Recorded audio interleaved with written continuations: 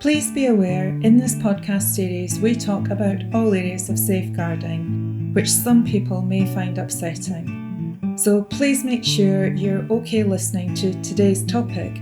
Be mindful of those around you, such as children, that you might not want to listen in. Hi, I'm SSS Safeguarding Director Sam Preston. And I'm former head teacher and content author Sarah Spinks. Hi everyone, and welcome back to Safeguarding Conversations, where we talk openly and practically about real safeguarding issues facing schools today. And today we're exploring something that many school staff find challenging but hugely important: oppositional defiant disorder, or ODD. So Sarah, let's be honest, when you've got a pupil who's constantly arguing, pushing those buttons and refusing to follow rules, it is exhausting. But what if those behaviours are actually messages, ways of saying, I don't feel safe or understood right now?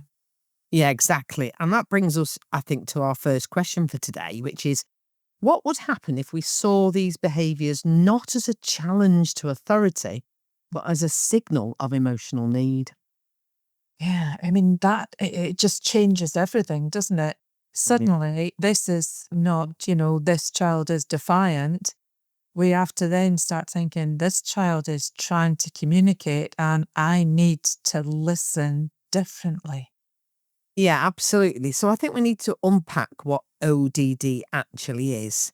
At its core, it's a behavioural condition where children show a persistent pattern of anger, irritability, defiance, especially towards authority figures. But we need to remember ODD isn't willful naughtiness. Yes, absolutely. We're often looking at children who have experienced early trauma, disrupted attachments, or who struggle with emotional regulation. The behaviour may be their only way to stay in control of a world that feels just too unpredictable. Yeah, I mean, one example that sticks with me is a year 4 pupil who would flip tables if his seat was changed. And it wasn't about the chair, it was about routine, predictability, and fear of abandonment. Once we started using sort of visual timetables and gave him a choice in his transitions, the outburst reduced dramatically. That's really interesting. So instead of asking, what's wrong with you, we should be asking, what's happened to you? And following on from that, how can I help you feel safe? Yeah, absolutely. So I think let's move to strategies. What works in the classroom? Well, firstly, I would say, like a lot of things, I would say structure. Structure is incredibly important. Predictability is everything to these children. Use visual routines, clear boundaries, and warnings before transitions. And when I say transitions, I'm talking about all sorts of transitions, not just the ones that we tend to think about, into school, early years, into primary to secondary. I'm talking about transitional changes on a day-to-day level, even. And I think the key is to avoid the surprises. Yeah, and I think language matters as well, Sam. Swap confrontation for connection. So try the when then phrasing instead of ultimatums, like, when you finish your worksheet, then you can help me pack up the pencils. So that is sort of respectful, clear, and gives the child a sense of control. So here's a big question for schools. Do our current behaviour systems and rewards, do they reward quiet compliance, or do they help children build emotional resilience and strong relationships? I think that's a really powerful one. If our behaviour policies only work for the neurotypical or the emotionally secure, then we're leaving too many children behind. And also, I'm just going to throw in here that this can affect all children. I know we're specifically talking about ODD today, But I think what we do have to remember is children aren't on, they aren't on a straight continuum here. And you may say, a slight change in behaviour of a child who's usually copes with change quite well. Yeah. So I think we have to kind of keep that in mind. But one thing I was very, very aware of in my unit, break times, lunch times, and transitions, as I said, they can be real flashpoints. So I think we need to look at why. I think it's because there's no script. There's no task and lots of sensory overload. For a child with ODD, that can feel like being dropped into chaos. And we need to scaffold those moments too. When you were talking there, Sarah, it really reminded me a little bit of something that I experienced recently, where I was kind of trying to get onto a task, and yet I was getting bombarded by different people, all asking me different things and asking me to do things that, but I really need this now. And well, could that be done by Thursday? And there was it just actually got to a point where it all just felt like noise. And it was very, very hard to take a step back and think, whoa, hang on a minute, I need to be able to work out here. I know this is all very important to individual people, but I need to actually structure the level of importance. And that can be quite a challenging thing for an adult to do. And imagine that multiplied and exemplified for a child who's got ODD. It has massive. Absolutely. I mean, it's hard enough for children, Yeah. who are coping well and, their well-being appears to be quite stable. That's hard. It's hard enough for them to learn to do that. But for a child who has ODD, that is just such a huge ask, isn't it? Yeah. So let's look at how can we make these places like, the lunchtime eating areas, playgrounds, how can we make them feel as safe and structured as we do in the classroom?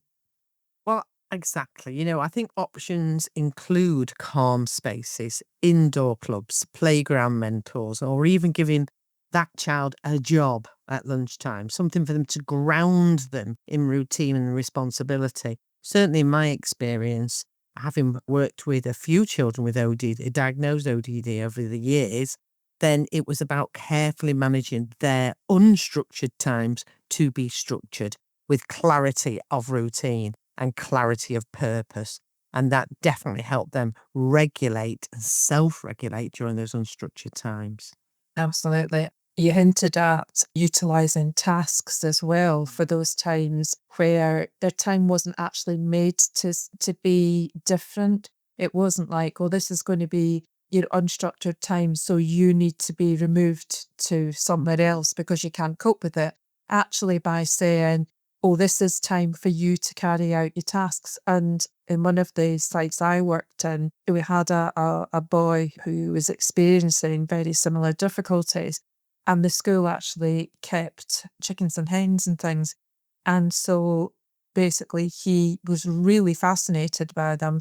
And so we built in, that was his time where he could go in and he had tasks that were to be done with them every day. So it was just expected, and also it really, really helped with how his peers saw that he did something different at that time, which I also think is really important. It just helped maintain that norm, It's about that one small shift, isn't it? It's that one small shift which can, lead to fewer meltdowns and improvement in that afternoon engagement. And that's something that's very close to my heart. Families of ODD are often blamed, judged, or worse, excluded from the solution. Yeah, absolutely. Absolutely. I think I've just remembered as well, things like really practical things like quiet corridors and things like that can really help as well. And, just these small shifts can just limit the amount of difficulties and, as you said, improve that afternoon engagement. But going back to the families, yeah, it's heartbreaking. Many families are absolutely exhausted. They can often feel quite demoralised and feel like they're living under this constant stress. And so I think a key question there would be, are we truly working with families or just reporting to them when things go wrong? Oh gosh, that is so important. When we engage with families, when we do that with non-blaming conversations, share daily behaviour logs and connect them with people that can help, like CAMS or parenting support programs, that can really build trust. And that trust is what allows us to work together. And I think we need to remember some families may need help even getting to CAMS. Oh, absolutely. That's where the Senko support, the early help referrals, or even those pastoral coffee mornings can make a real difference. I mean, let's be honest, professional services are absolutely overwhelmed. CAMS waiting lists, they're staggering. Yeah, and it's one of the biggest barriers that schools face. Yeah. You do everything right, you gather the evidence, you make the referral, and then wait. Sometimes for many months and even years.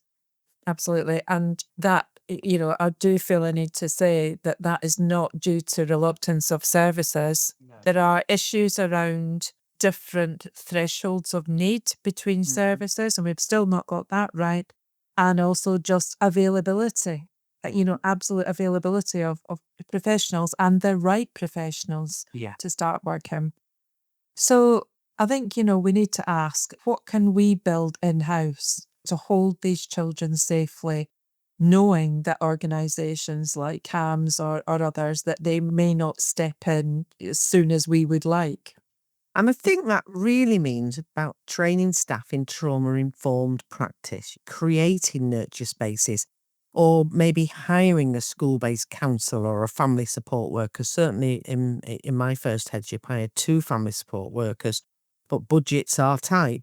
Even if it's part-time, maybe working with neighbouring schools or partnerships to help share those costs, they are things that can be looked at before professional services get involved. It is. I mean, it's not perfect, but let's face it, it's better than doing nothing while we wait, because these things are just going to escalate. Yeah, and I mean, let's just zoom out, Amo. Supporting pupils with ODD isn't just the job of the Senko or, one teaching assistant. It is a whole school shift.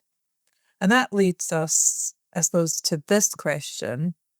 Is your school's behaviour policy built for connection before correction, or is it just about compliance? Absolutely. And I think schools that thrive with these pupils usually embed emotional literacy into their curriculum. They offer regulation breaks and make relationship building part of the staff performance, not just academic outcomes. And that's got to start with leadership. That consistent, calm, and relational staff team is your biggest intervention, isn't it? Yeah, and as I said earlier, if you're in a federation or a MAT or a local schools partnership, don't struggle alone. Collaborate, share behaviour plan templates, co-host training sessions, commission shared resources like inclusion mentors or family support workers or such like, and then run joint nurture programs. In my first headship, we worked with partnered schools we partnered with 2 other schools to share a speech and language therapist 3 days a week. And it was an absolute game changer for staff and pupils. We were meeting need that couldn't be met without the right people in place. Oh, yeah, absolutely. So let's wrap this up. If we strip back those labels, what would it mean to approach every child as if they want to do well, but don't yet have the skills or the safety to do so? And that's really at the heart of it. ODD doesn't need a harder line. It needs a stronger relationship, and schools can be that turning point. So thanks for listening to Safeguarding Conversations today. If this episode struck a chord with you, share it with your team, or better yet, start a staff room discussion about one of those questions that we asked today. You may also want to check out our YouTube video on the subject of ODD that features Della Hughes, who's Senior Leader, Children's Mental Health Recovery Unit, and that's definitely worth a listen. See you next time.